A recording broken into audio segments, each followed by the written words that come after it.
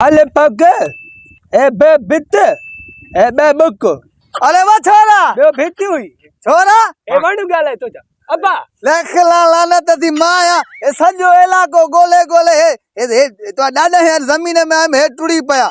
ए छा तो करे ए पढ़ा तो घर में तो पढ़ाड़ न तो हेडी बारे वाली में अची पढ़ा तो वड़े तो छाव में उते भी पढ़ा न तो छोरा निभागा छोरा वो तोरो मिही या छा जना बकरी या ओ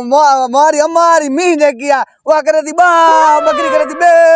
भूखम मरी उदु हल मिहू चार हली मां मिहू न चारी तू माल वनी पंजो पाण चार मां पढ़ तू पाण त न पढ़े मुके ही पढ़ा न तोड़े पाण वरी लाखा जी लानत दे ए बई तुझे मुंह में दी मामा ते वई न इन ते वई न यो शरबत को ना मुछू तो और मामो याकूब जेना वड़ा वार ने चाण न थी न को हां सकी न तो जे ओए पढ़ी करे धाड़े ल चा मां भी धाड़े ल थींदो न पढ़ा बाकी छा कर छोरा धाड़ेल त तुजो पा पी डाडो छो न वो छोरे जा वो तो सजड़ी होते होते हरदान जाठा उनन ते वई न पढ़िया वरी पढ़ी के नौकरी वरदा न उतु माल चार रखाई न पादर छिगल रसे दो हल तुम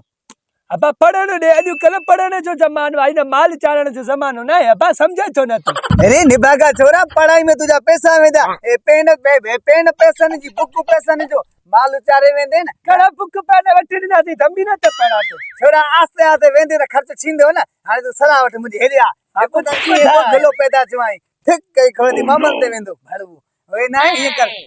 वेंदे न धनार ओते मी हुइदू केनी बकरी हुइदू रोज एक एक मी बकरी है हाण पे पाले धनार मन बाती घर काए विको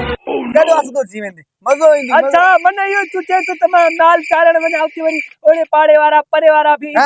चारिंदा वरी उने जो माल पंजे माल सा गडे वरी घर में अची विकणा वाह कमाल बाच पुट के सलाह दे तो माणू चंदा ने पढ़ो पुट ऑफिसर तो डॉक्टर तो जज थियो हे मुके पीछे तो धाड़े लती चोर थी एरा भलो कम बुधाए तो भलो मोजो जो नो न अबो मुजो पर डाडो कमाल हुंदो कमाल असे मां वन्या तो हाणे मां भी धाड़े लती नु न हल हल हल मियो जा धाड़े न थींदे बाकी छाड़ी हल हल मामन ते मता वने हल हल